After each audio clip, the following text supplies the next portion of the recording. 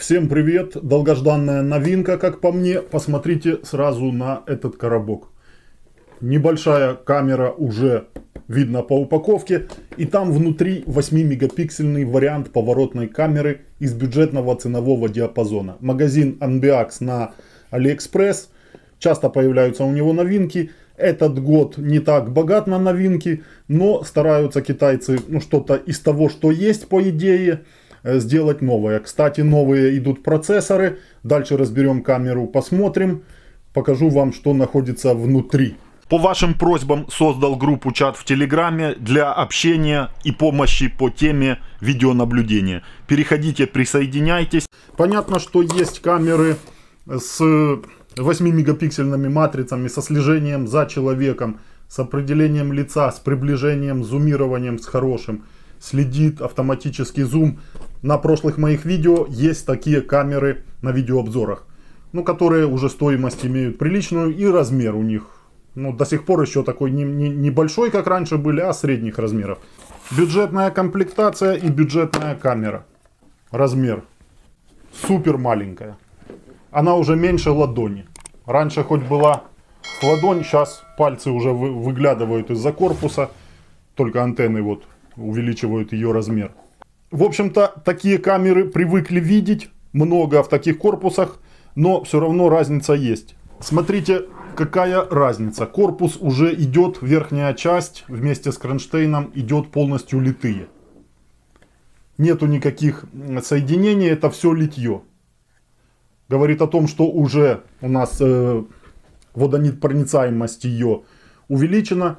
Камера всепогодная, может работать на улице без всяких вопросов. И также может работать в помещении, если вам надо. И, кстати, такие камеры уже такого размера не стыдно поставить в помещении, даже где-то в доме, в магазине, в офисе, потому что они имеют небольшой корпус и не будут портить интерьер вашего помещения. Данная в белом корпусе, есть варианты в черных корпусах, кажется. Идет посылка, я заказывал также в магазине на Алиэкспрессе, по ссылке переходите под видео. У Ambiax есть разные, в разных корпусах цветовой гаммы такие камеры. Белый верх, черный низ, кажется, есть вся черная. В комплекте уже идут по новому типу инструкции такие. Русского языка до сих пор нету, но в общем-то я вам скажу, что инструкция постольку-поскольку, на досуге можно это все дело прочитать. В чем может быть полезно, это QR-код для скачки приложения. Сразу вы со смартфона снимаете QR-код и переходите на скачку приложения. Приложение XMI ICC Pro. ICC Pro основные приложения для такого типа камер. Камеры, попросту говоря, XMI-евские. Отлично, можно ее использовать одну с приложением, а можно также, чтобы она работала с XMI-евским видеорегистратором. Покажу вам дальше. Камера Wi-Fi, понятно. Камера может работать по кабелю. RJ45 есть. 12-вольтовый вариант камеры, встроенного поя нету. На другом конце отвод кабеля для питания 12-вольтового блока. В комплекте также идет блок по стандарту 12-вольтовый с креплением на стену или в распред коробку. Такой обычный дешевенький такой блок питания. 12 вольт 2 ампера заявлено. По факту не проверял. Но есть вариант заказать карту памяти со скоростью чтения уже U3. Можете заказать различного объема карту памяти. Соответственно, камера от цены карты памяти настолько она будет и дороже. В общем-то все, коробка, камера, инструкция, блок питания, все что нужно. Сама камера имеет на своем борту уже отдельные, не двойного назначения, а в этом варианте стоят отдельные 4 ИК светодиода и 4 LED светодиода ночной подсветки. Камера может работать, иметь 3 ночных режима. Автоматический по движению и, кажется, по движению человека. Да, камера с определением силуэта человека. Если вы поставите определение силуэта человека, не будет она срабатывать на различные другие движущиеся предметы. Определила силуэт человека, выделила его прямоугольником, если поставить функцию выделения следа человека. И будет включать белые LED светодиоды ночью.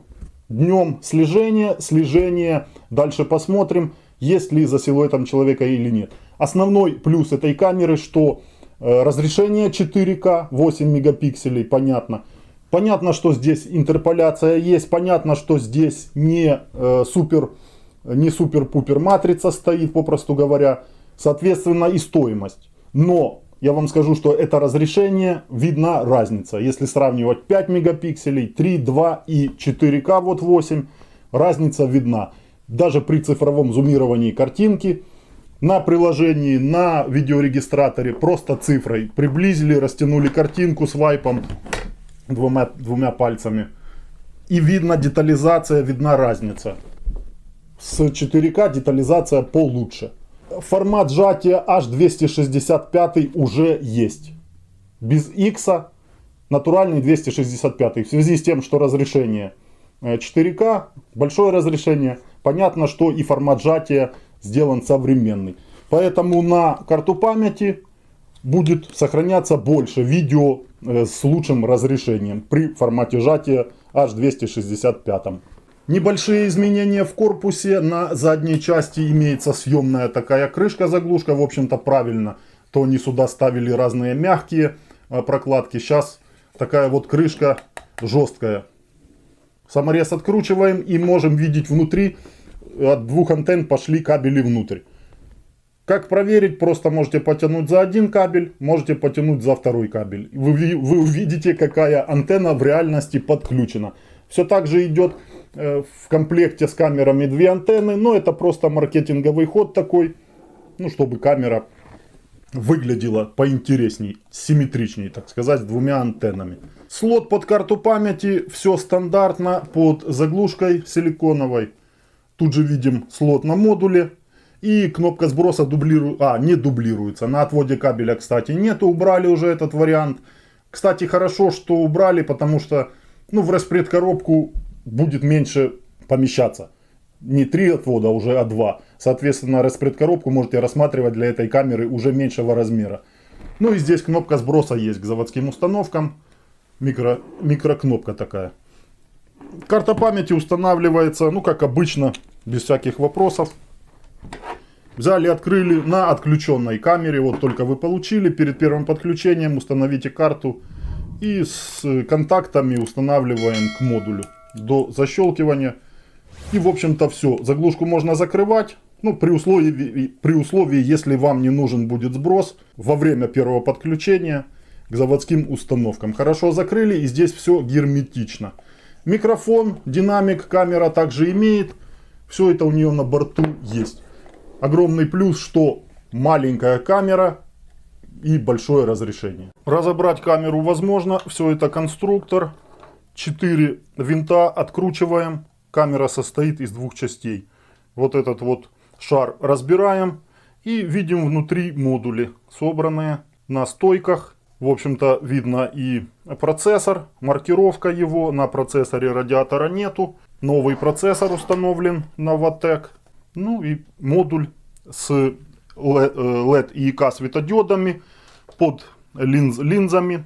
Линзы находятся на монолите, на таком модуле тоже пластиковом, которые снимаются и устанавливаются. Модуль также заменяемый. Все, в общем-то, заменяемо. Можно в случае чего все это купить на AliExpress в запчастях и камеру модернизировать или же по возможности ремонтировать. Имеются разные способы подключения данных камер. Видео по всем способам подключения есть у меня на канале. Переходите по ссылке. Дам обязательно. Если вдруг забыл дать, пишите в комментариях. Я все комментарии читаю и отвечаю вам, помогаю. В данном случае я буду камеру подключать по кабелю, чисто по кабелю. Есть возможность подключить по Wi-Fi. Понятно, к приложению, если у вас дома Wi-Fi роутер или же может какой-то Wi-Fi роутер, 4G роутер мобильного оператора, который раздает Wi-Fi. Эту камеру можно также подключить к нему. Можно подключить камеру по Wi-Fi напрямую к смартфону на расстоянии 10 метров. На расстоянии работы Wi-Fi сигнала с камерой. То есть такая себе точка доступа. Заходите на камеру. И все видите, можете флешку, карту памяти просматривать, управлять камерой. Все те же функции с приложения напрямую, но в пределах небольшого расстояния. Или же по кабелю. Если у вас есть возможность по кабелю, лучше камеру подключать по кабелю. Включаю я кабель просто в камеру и подключаю ее блоком питания. Вдруг у вас дома система, например, отдельный блок питания 12-вольтовый, как у меня, общий, на много камер, то, понятно, я ее подключаю к тому блоку. Для просто проверки на столе, тестирования, я ее подключу на столе ее блоком питания. Включаю питание, есть на блоке индикация синяя, как обычно, синий светодиод говорит о том, что блок работает и с ним все нормально. Ждем несколько секунд, камера должна загрузиться, пройти тестовый режим. В случае вдруг какой-то непонятки, открыли пробку и сделали сброс камеры к заводским установкам. Видео также есть у меня, процесс сброса камеры к заводским установкам. Пошло голосовое сопровождение, камера щелкнула, щелкает внутри ИК-фильтром несколько раз. Нормальный процесс, камера калибрует поворотное устройство. Внутри вы видели приводы в горизонтальной, в вертикальной плоскости. Все это можно увидеть, разобрав камеру. Кому не интересен вариант подключения данной камеры к видеорегистратору, можете подключать ее просто в приложение ICC Pro. Видео по подключениям смотрите там. И в общем-то там все понятно. Дальше я покажу вам, все равно будем заходить в ICC Pro. Камеру я также подключу к нему, чтобы включать функцию слежения за человеком. Или же просто за объектами, посмотрим, что там есть. Потому что с видеорегистратора этот вариант невозможен. Видеорегистратор в моем случае 36-канальный XMI-евский. Есть вариант, если вам не нужно с таким количеством каналов, от 8. 4 не буду советовать, хотя есть вариант купить и 4-канальный. От 8-канального покупаете с запасом, можете просто на главный экран монитора вывести 4 камеры, можете 8 выводить, можно, как в моем случае, вот если больше, то 16, 32, 36. Возьмем, например, вот этот вот канал, жму плюс. И автоматический поиск активируется, верхняя рамка в домашней сети, видеорегистратор ищет камеры по разным протоколам. У нас камера XMI-евская, видеорегистратор XMI-евский, одного производителя. То есть вопросов с добавлением не должно быть никаких. Один вариант, посмотрим, давайте адаптируется ли эта камера в мою домашнюю сеть по кабелю. Кабель, один конец я включил в камеру, другой конец включил в роутер. Камера нашлась, камера 5 SDD, CDD, и под стандартным ее IP-адресом 192.168.1.10 под сеть единица. У меня в домашней сети под сеть 0, поэтому видеорегистратор в такой конфигурации сети камеру не сможет вывести на монитор. Нужно поменять именно под сеть. Кликаю я по камере, а давайте попробуем в автомате. 2 раза произойдет, может, чудо. Слушайте, да, все работает. Не нужно заходить в настройки сети и вручную вбивать IP-адрес камере. Все произошло в автомате. Роутер присвоил камере свободный IP-адрес с домашней подсетью. И уже связанный, и уже камера добавлена. Жму применить, жму выход. И на свободном канале видеорегистратора у меня уже камера прогрузилась. Включаю я управление и управляю камерой. Все работает. Как-то медленно сразу я определяю это дело. И попробуем, давайте сменить скорость в настройках камеры. Максимальная 8. Готово. Готово. Побыстрее стало. Сразу даже я слышу вот левым ухом по звуку. Немного быстрее, но камера не быстрая. Это не вот вверх-вниз быстрее работает. По сторонам не так быстро. Это не супер быстрая камера. Это бюджетный вариант поворотной камеры. Вы должны это учитывать. Камера на территории, картинка с камеры. Сразу скажу, что монитор не поддерживает 4К разрешение. Но все, можно разницу увидеть. Как я вам говорил уже, между 5-мегапиксельной 3 разница видна даже невооруженным взглядом. Видна, конечно, бюджетность. Если сравнивать с дорогими камерами, с Sony матрицами, там на порядок лучше картинка, четче. Здесь разрешение есть, скорее всего, интерполяция, как я вам говорил, присутствует. Предметы немного растянуты, но разница все равно видна. Как ее увидеть? Да просто даже, как я вам говорил, таким вот цифровым зумированием. Приблизить предмет, и он будет более четче, чем на матрице с меньшим разрешением. Ну и также в записи, если вы видео будете просматривать, также вы при приближении каких-то объектов будете с этой матрицы лучше различать предметы, большая будет детализация. Давайте характеристики по камере посмотрим на видеорегистраторе на канале. Так, переместил я ее на 15 канал. Вот, да, 15 канал, формат сжатия H265. Это также огромный плюс. Прошлые камеры в таких корпусах бюджетный вариант 5 мегапиксельные. Еще были со старым форматом сжатия H265X. Здесь уже чисто 265 есть. 4К разрешение без возможности смены разрешения. Ну и 12 кадров в секунду, 15. Давайте поставим, что можно было. Я думаю, от этого особой разницы-то и не будет заметно. Но, как я вам сказал, это бюджетный вариант. Да, число кадров увеличилось, 15 по максимуму. Видеозвук в двух потоках, внешний поток, все можете менять. То есть тот вариант камеры, который идеально работает с видеорегистратором. Что мы еще можем по тревоге. Также это все в приложении можно делать. Показывал я вам ранее.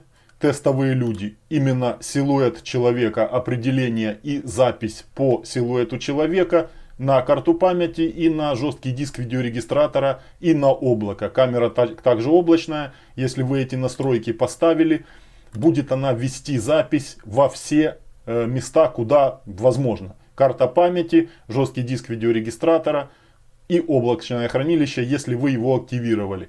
Также можно подавать сигнал тревоги на видеорегистраторе. Например, проходит человек, определяет она человека.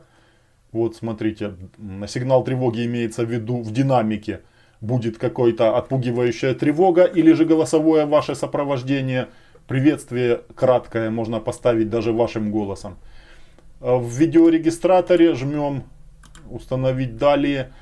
И по силуэту человека может звучать зуммер. Вот я поставил зуммер. Или голосовые подсказки в колонках, которые подключены к видеорегистратору. То есть моментов очень много. Подходит человек к калитке, например, или же проходит мимо, камера его определила и пищит видеорегистратор. Включает запись. Давайте поставим запись также в настройки записи, например, в главное меню запись на 15 канал. И здесь ставим в расписание. Получается у нас или же постоянка обнаружения тревога, или же убираем постоянку. И будет ждать видеорегистратор команды от камеры именно по человеку. Не будет лишней информации засоряться жесткий диск. И также возможно и карта памяти, чтобы не засорялась, если вы поставите в настройках приложения. Чисто по силуэту человека. Это очень классно. Можете и постоянку включить, и потом сортировать при воспроизведении. Все записи, все постоянные, все чисто по человеку или в куче смотреть, что захотите. Ну и вот сидишь ты, и на твоем объекте появился силуэт человека. Видеорегистратор запищал, ты не постоянно смотришь в монитор, а тебе приходит звуковое уведомление. Уснул ты, пошел в туалет, отвлекся чем-то. Тебе видеорегистратор подаст пищащий звук, который ты услышишь. Камера поворотная, и это огромный ее плюс. Не обязательно крутить ей каждый день, не обязательно ставить ее в автоматическое слежение каждый день. Понятно, что там бюджетные шестерни установлены, пластиковые. Кстати, сейчас пластик везде идет, просто качество разное. Есть камеры, которые предназначены для круглосуточного, например, слежения. Есть камеры, которые для этого не предназначены. Это именно та бюджетная камера, на которую вы можете зайти и просто ее перенаправить. Кстати, вот еще бюджетность ее говорит о том, что лево-право перепутано на видеорегистраторе, на приложении возможно и нет. Камера на приложении, камера работает по кабелю. Значок Wi-Fi перечеркнут, подключал я ее по кабелю. И видеорегистратор нашел ее под одним IP-адресом. Если вдруг вы подключите по Wi-Fi, а потом подключите в камеру кабель, есть момент, что она может определяться по двумя IP-адресами. Поэтому лучше сбросить до заводских. Кстати, я делал видео по переходу, по переподключению с Wi-Fi на кабель. Как так сделать, чтобы камера Wi-Fi полностью отключился у нее Wi-Fi модуль. Именно в данный момент так сейчас камера и работает. Чтобы подключить камеру по POE 48 вольт, можно ее подключить вот этим вот блоком, то есть модулем, который подключается к камере, и можете вы одним кабелем ее подключать по POE 48 вольт на расстоянии до 100 метров и к POE видеорегистратору или к POE коммутатору или одним POE блоком питания.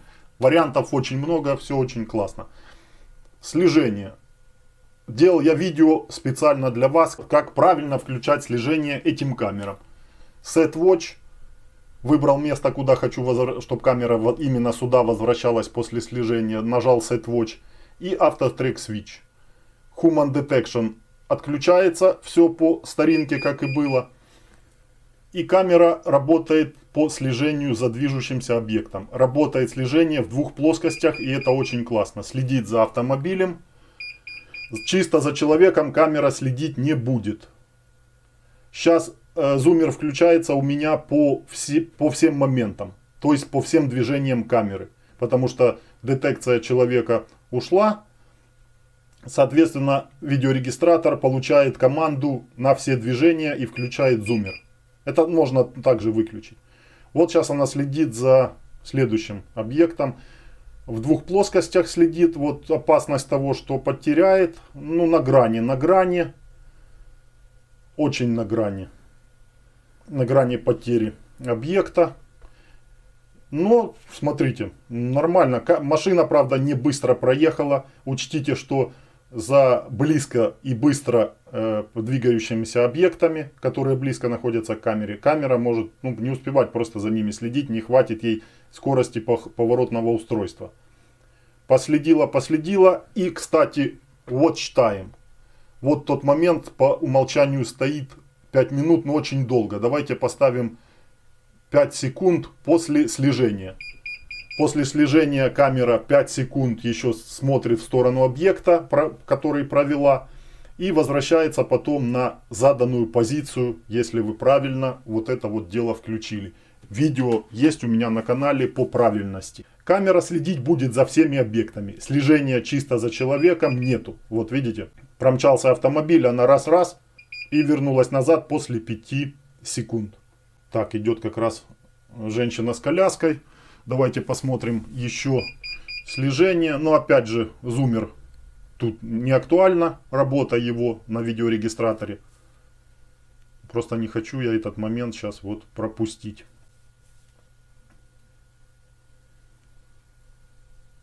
В двух плоскостях.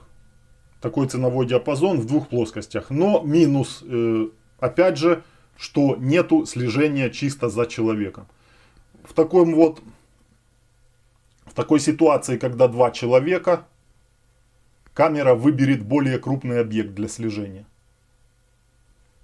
Все просто.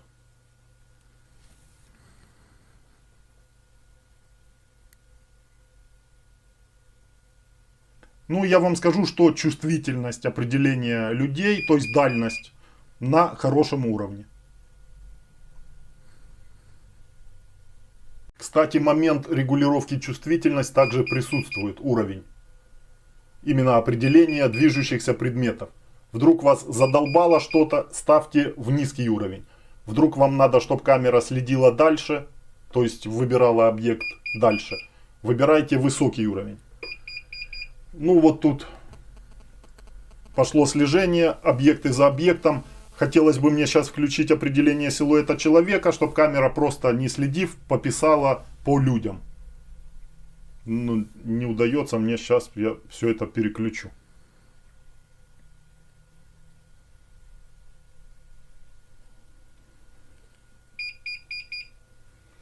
Отключаем слежение. Опять же, иконка. Выбираю часы и снимаю галочку со слежения. И тут какой минус, что автоматом при этом не включается определение силуэта человека. Нужно зайти. Жмем на иконку 3 режимов, лампочка Intelligent Vigilance. Это быстрый заход на включение Human Shape Detection. И Monster Rastros. Показать следы, именно выделить человека, того, по которому включит камеру запись на карту памяти, подаст вам тревогу различную. Ждем людей. Теперь камера не следит, а ждет людей и включит запись по людям на видеорегистратор и на карту памяти. Ночная картинка с камеры. Нельзя сказать, что супер. Супер немного подтянули, но 8-мегапиксельные матрицы, вот обычные, не Sony, не отличаются хорошей ночной картинкой. Дневная картинка как бы на хорошем уровне, а вот с приходом ночи картинка становится не такой резкой, не такой четкой, если сравнивать с матрицами Sony, от Sony. Вот, например, Sony матрица 5-мегапиксельный вариант. Тут видно, что картинка намного четче, резче. При зумировании предметы более различимы. Здесь картинка как бы немного в тумане. Опять же, с видеорегистратора, с веб-интерфейса камеры можно поиграть настройками ночными. Яркость, контрастность, цветность, резкость. Попробовать это все от вашей области, где камера установлена, от территории. Есть дополнительное освещение, нету. В данном случае дополнительное освещение только вот окна напротив в доме. Здесь вот полностью темно. Целый день камера следила, и скажу я вам слежение из 5 баллов на твердую 4. Один минус есть, что быстро проезжающие и пробегающие люди рядом, проезжающие автомобили быстро, камера в каких-то моментах не успевала за ними следить. То есть какой ее минус? Это плохая скорость. То есть не хватает как бы скорости поворотного устройства, что стоит, конечно, доработать. Камера не скоростная. Второй момент, что с приходом ночи камера начала следить за фарами автомобилей, за светом автомобилей. Она следит за всеми предметами движущимися, вы должны это понимать. С приходом ночи она может следить за любыми моментами. Тут нужно уже пробовать играть с приложения чувствительностью, понизить чувствительность, ну или же вообще, если у вас на территории очень много помех вот таких вот, стоит на ночь отключать слежение. 3 ночных режима у камеры работают без проблем, включает она свои белые LED светодиоды при появлении в кадре человека, если вы поставили по человеку. Если убрали по человеку, а просто любые движения, камера будет включать LED светодиоды и на проезжающие автомобили. Например, подъехал автомобиль к воротам, и камера включает белые светодиоды, такой себе прожектор, освещает территорию, освещает автомобиль и переходит в цветное изображение. Ну, как бы помогает, статическая картинка в любом случае будет лучше, будут различимы номера автомобиля без засветки. Режимы переключаем лампочкой, цветной, двойной и черно-белый. Сейчас у меня стоит в черно-белом, в двойном появляется возможность менять чувствительность и время освещения. После определения человека, например, или движения, камера какое-то время будет светить светодиодами, время вы можете это менять. Ну и вот, люди, есть люди или нету, все тут рядом. Ну и также это поворотный прожектор в нашем случае. Беру я, поворачиваю камерой, и она ж поворачивает и светит в то место, куда я поворачиваю. И освещает это место. Вот, очень классно. Сейчас убрал я ее от метели, смотрите. Супер, четкая картинка, очень четкая. Какое-то малейшее освещение, какой-то светодиодный прожектор, плюс еще дополнительный. Камера будет у вас ночью показывать в цвете очень классно. Хотя ей даже ее LED светодиодов хватает с головой. Ну и опять же, будет у вас уличное освещение. Во многих городах, селах уже все-таки есть уличное освещение. И ей тоже, смотрите, оно помогать будет. Будут фонари светить, камера будет хорошую картинку поддерживать. Смотрите, когда есть дополнительное освещение, в черно-белом режиме камера тоже уже как бы резкости добавляет. Ей это дело, не так она слепа. Понятно, что уже навряд ли различишь черты лица, но картинка очень достойная. Шел на карту памяти по тревоге, все, что стояло, все записано, куча роликов прогружаются. Во всех своих видео по таким камерам я вам показываю этот момент. Постоянная тревога, время, календарь, время, все можно выбирать, сортировать, просматривать, кликнув просто даже на тревожную картинку. На видеорегистраторе, также зайдя в воспроизведение, вы будете то же самое видеть. Тревожные записи, постоянные, ставили постоянку и тревогу одновременно. Все будет это писаться. Можете исключать тревогу, оставлять постоянку при просмотре. Различные моменты. Ну и также с видеорегистратора вы можете сбросить на флешку через USB, как я вам показывал в одном из видео, и потом пользоваться этой записью куда хотите. Отдавать кому-то, на компьютер скидывать, монтировать, любые моменты. На сегодня все. Камерой я остался доволен. На ее ценовой диапазон это нормальный вариант. Переходите по ссылке, заказывайте кому нужно и выбирайте, там с разным есть разрешением. Кажется, в таком корпусе камеры есть от 2 мегапикселей, 3, 5, 8 с картой памяти без. Переходите по ссылке и тут же вы можете увидеть цену, актуальную стоимость на сегодняшний день. Эти камеры, которые я вам показываю, все устройства на своих видеообзорах, я продаю вам по закупочной цене Алиэкспресса на своем канале в Телеграме. Регулярно выбрасываю новинки, вы мне пишете, а заинтересовала эта камера, я с вами связываюсь, по Украине присылаю вам ее по закупочной стоимости, то есть вы не ждете из Китая, уже проверенная камера. Подписывайтесь на Телеграм, чат в Телеграме по видеонаблюдению, Инстаграм, все ссылки под видео в описании. Ждите следующих видеообзоров, в дороге очень много камер. Всем удачи, до следующих видео.